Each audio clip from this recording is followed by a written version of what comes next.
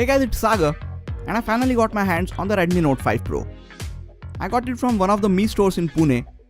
You can order it via Xiaomi's flash sales on Flipkart, but we all know how fast they sell out there.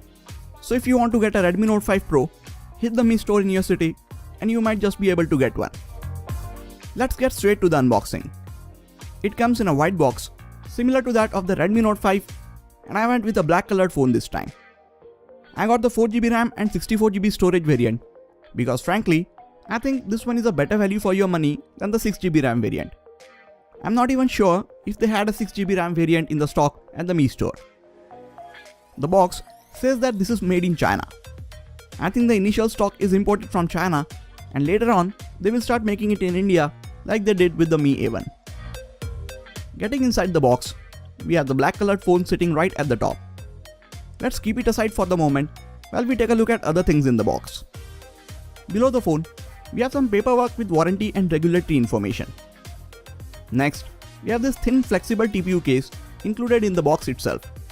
It is really nice to see companies including cases right in the packaging. More and more companies should start doing this. After that, we have a normal charger.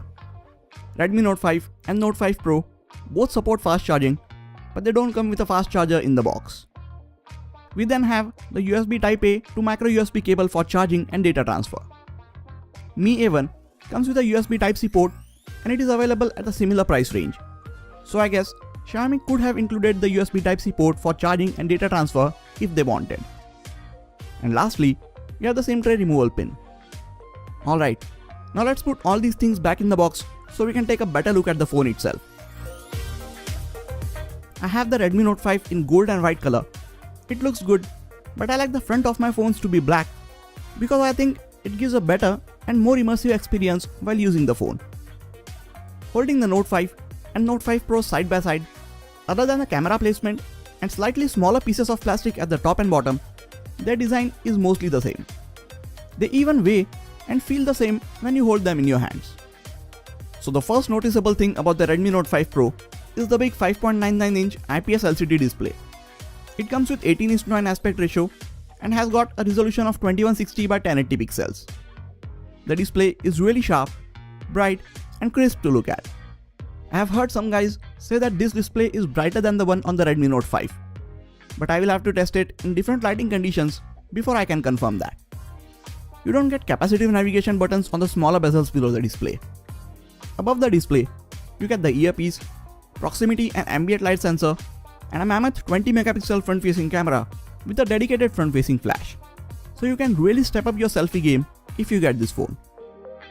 For the buttons and ports, we have the volume and power buttons on the right side, a SIM card tray on the left which can hold 2 nano SIM cards or 1 nano SIM card and a micro SD card.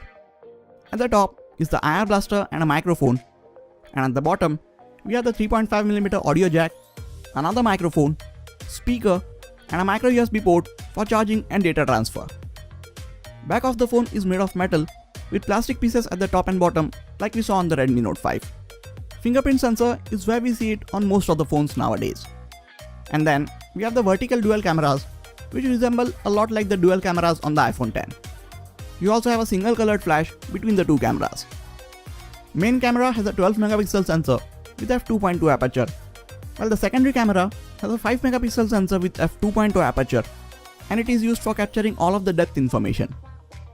Here are a few image samples from this phone. For now, you be the judge of how these images look. In a day or two, I will have a dedicated camera review ready for you guys.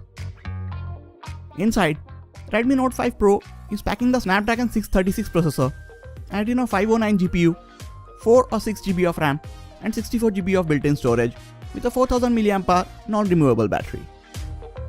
The phone ships with MIUI 9 built on top of Android 7.1.1, and I got a software update right as I was setting up my phone. This update brought in the face unlock feature and some improvements to the camera performance and overall stability of the phone. I have actually had this phone for less than a day, so I can't really say a lot about its performance and battery life right now. But if you guys want, I will make a video about my experience in the first 48 hours with this phone. If you guys would be interested in it, let me know in the comment section. What I can tell you now is this phone looks and feels really amazing. The taller form factor makes it fit much better in your hands. Display is crisp and bright. Fingerprint sensor is fast, but we also have the face unlock feature to get in this phone. It is not as fast as on the OnePlus 5T or as secure as it is on the iPhone 10. But it is really good to have this feature to unlock your phone. I have also charged this phone with a fast charger, and it does support fast charging. I wish the camera app gave us a bit more control over the settings in the manual mode, since the camera hardware seems really promising. And the front facing camera can take some really nice shots. This phone really seems like a true successor of the Redmi Note 4. And even if it costs more, it is going to be more successful for Xiaomi than the Redmi Note 4 was. I will be comparing this phone and its camera with a few other phones, but if there are any specific videos that you want to see, or if you have any questions about the Redmi Note 5 Pro, let me know in the comments.